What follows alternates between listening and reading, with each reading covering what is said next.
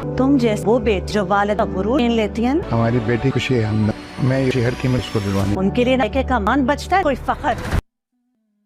बेटियों मान होता है, अब मेरा वो कोई चीज नहीं। व्यूअर्स, ड्रामा सीरियल सुकून की अगली किस्त में आप लोग देखेंगे। सुकून में ऐना जो होती है उसकी ज़िंदगी एक अजीब दौराहे पे चल रही होती है। हमदान को कुछ समझ नहीं आ रहा होता कि वो किस तरह से रज़ा की बहन को इनकार करे, उसको समझ नहीं आ रहा था वो कैसे बताए इनको कि मैं शादी कर चुका हूँ। यहाँ जो रज़ा की बहन होती है, रज़ा का बाप कहता है कि मैं उससे बात करूँगा हमदान से, अगर ये मेरी बेटी की खुशियों का सवाल है कि वो उसको शादी करनी पड़ेगी मेरी बेटी से, और वो ये चाहता है कि हमदान की शादी अब उससे हो जाए। हमदान लाख बहाने बनाए, लाख चीज़ें करे, लेकिन अब उसकी शादी उससे करने के बारे में सोच रहे हैं। लेकिन हमदान ये शादी नहीं करेगा क्योंकि वो पहले से शादीशुदा है और वो झूठ पर रिश्ता कायम नहीं करेगा।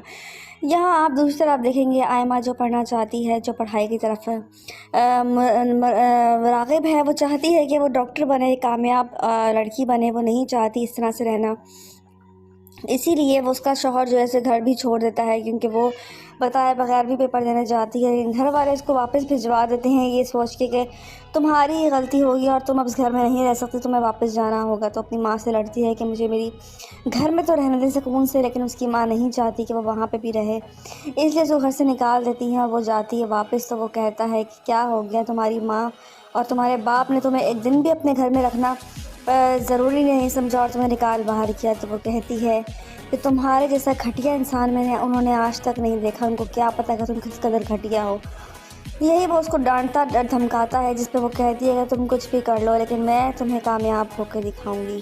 किताबें उसके हाथ में होती हैं, ये बात जब वो सुनता है तो किताबें उसे छीनता है और बाहर जाकर उसको आग लगा देता है।